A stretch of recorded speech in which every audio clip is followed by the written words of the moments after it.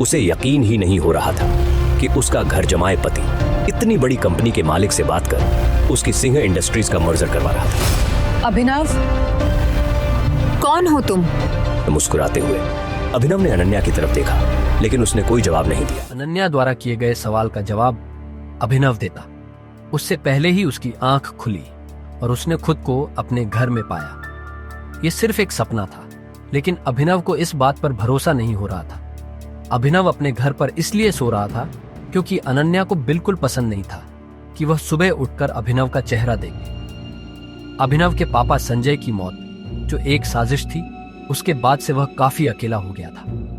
अपने पापा की मौत के पीछे जो आदमी था, उसका चेहरा उसे अच्छी तरह याद था। आज उठकर अभिनव को अकरम से मिलने जाना था। अभिनव जल्दी से तैयार होकर जब अकरम के पास पहुंचा तो अकरम उसे देखकर काफी खुश हो गया और कहा, आखिरकार हमने तुम्हें ढूंढ ही लिया टाइगर। टाइगर? हाँ, मैं पिछले 18 सालों से तुम्हें ढूंढ रहा हूं। तुम हमारे टाइगर हो, हमारे इस हजारों करोड़ के बिजनेस एम्पायर के वारिस जिसे हम तीनों दोस्तों ने मिलकर शुरू किया था। मैं, तुम्हारे पापा संजय और राणा अग्निहोत्री। इतना कहते ही अकरम ने दीवार पर टंगी एक तस्वीर की तरफ इशारा कर दिया, जिसमें संजय, अकरम और राणा तीनों मौजूद। राणा को देख अभिनव को झटका लगा। उसकी आंखों के सामने वो दिन फिर से हरा हो गया जो वो हर सुबह देखकर उठता था। उस रात अभिनव के पिता को जिस आदमी ने गोली चलाई थी वो राणा था। दोस्त होने के बावजूद राणा ने अभिनव के पिता के साथ गद्दारी की थी। अभिनव की आंखें चिंगारी सी लाल हो गई। ये देख अकरम ने पूछा, क्या हुआ? तुम इतने गुस्से में क्यों हो? नहीं, मैं ठीक हूं। आपको मुझसे कुछ बात करनी थी ना? हाँ, मैं तुम्हें हमारी कंपनी द माफिया किंग के बारे में कुछ बताने वाला था। हम तीनों ने मिलकर द माफिया किंग को खड़ा किया था, जिसके नाम से पॉलिटिशियन, सेलिब्रिटी और इस देश का बड़े से बड़ा आदमी कांपता था। पर तुम्हारे पापा के जाने के बाद सब बिखर गया। इस बीच हमारे कुछ दुश्मन भी पैदा हो गए। उनमें से एक दुश्मन है दिग्पाल छिंगावत। वो सालों से तुम्हें ढूंढ रहा है। वो तुम्हें मारकर हमारा नामो निशान मिटा देना चाहता है। फिलहाल द माफिया किंग का सारा काम राणा का बेटा मोंटी संभाल रहा है, लेकिन अब से कंपनी के कुछ फैसले तुम्हारे हाथों में होंगे। अपने पिता के काम को अब तुम्हें ही आगे बढ़ाना है टाइगर। ये सुनते ही अभिनव हैरान हो गया। कल तक उसकी जेब में 100 रुपये भी नहीं थे और आज अचानक वो हजारों करोड़ की कंपनी का मालिक हो गया था। इसके बाद अभिनव अपनी नौकरी पर गया और वहां उसके बॉस ने उसे खूब सुनाया, क्योंकि कल अभिनव काम पर नहीं आ पाया था, जिसके कारण उसके बॉस को बहुत नुकसान हुआ। बात यहां तक पहुंच चुकी थी कि उसके बॉस ने उसे नौकरी से निकाल दिया। इसके बाद अभिनव ने अपने बॉस से कहा, ठीक है, मैं जा रहा हूं। इस महीने जो मैंने काम किया उसकी सैलरी दे दीजिए।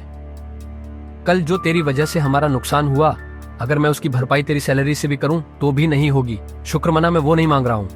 अब निकल यहां से। ये आप क्या बोल रहे हो? मैंने पूरे महीने काम किया है। एक दिन नहीं आया तो आपका 25,000 का नुकसान हो गया। मैं तब तक यहां से नहीं जाऊंगा जब तक मुझे मेरी सैलरी नहीं मिल जाती। हाँ, अच्छा, रुक, अभी देता हूं तुझे तेरी सैलरी, उसके बॉस ने कहा और टेबल पर रखी घंटी बजा दी। अगले ही पल कमरे का दरवाजा खुला और 4 बाउंसर अंदर घुस आए। उठाकर पटकाओ, बाहर इसको। बॉस के मुंह से यह सुनते ही वो चारों ने अभिनव पर धावा बोल दिया, लेकिन इससे पहले उनमें से कोई अभिनव पर हमला कर पाता, अभिनव ने उन्हें पटकनी दे दी। देखते ही देखते बॉस के सारे आदमी ढेर हो गए थे। बॉस यह देख हैरान रह गया था। अभिनव अब सीधा बॉस के पास आया और बोला, चुपचाप मेरी सैलरी दे दो। बॉस ने घबराहट में अपने ड्रॉर में से चेक निकाला और उस पर अमाउंट भरकर कांपते हाथों से अभिनव को थमा दिया। अभिनव ने चेक देखा और ऑफिस से बाहर निकल गया। इधर अभिनव जब ऑफिस से बाहर पहुंचा तो उसे एक अनजान नंबर से कॉल आया। अभिनव ने कॉल उठाया और बोला, हेलो हेलो टाइगर, अकरम बोल रहा हूं। हाँ कहिए। टाइगर, मुझे तुम्हें किसी से मिलवाना है। वो हमारे माफिया वर्ल्ड का एक बहुत बड़ा नाम है और साथ ही तुम्हारे पापा और मेरा जिगरी यार बलराज। मैं चाहता हूं बलराज को पता चल जाए कि टाइगर लौट आया है, इसलिए शाम को डिनर के लिए होटल सफायर पहुंच जाना। मैं तुम्हें एड्रेस भेज रहा हूं। अकरम के मुंह से बलराज का नाम सुनते ही हैरान हो गया। उसने बलराज का नाम पहले भी सुना था। इस शहर में बलराज का नाम बच्चा बच्चा जानता था और हर आदमी उसके नाम से कांपता था। ऐसे में अभिनव को भी उससे मिलने में घबराहट हो रही थी। जिस बलराज से वो घबरा रहा था, असल में वो उसी का बॉस होने वाला था। आगे की कहानी जानने के लिए देखें अगला एपिसोड सिर्फ पॉकेट एफएम के यूट्यूब चैनल पर, और द रिटर्न ऑफ टाइगर के सारे एपिसोड्स को सुनने के लिए डिस्क्रिप्शन में दी लिंक से डाउनलोड करें पॉकेट एफएम ऐप।